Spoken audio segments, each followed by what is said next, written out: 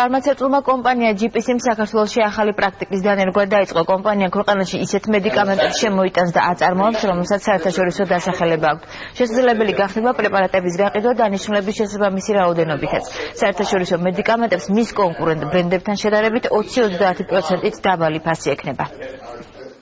არის ის პრაქტიკა, რომელიც ძალიან დიდი ხანია დანერგილია მთელ მსოფლიოში, ესეთ ქვეყნებში როგორც არის ამერიკის შეერთებული შტატები, დიდი ბრიტანეთში, ისრაელში, კანადაში და ეს გულისხმობს საცალო რეალიზაციას ჯენერიული დასახელების მედიკამენტებისას მოთხოვნის მიხედვით, პაციენტის მოთხოვნის მიხედვით, ანუ რეცეპტში გაწერილი მოთხოვნის მიხედვით.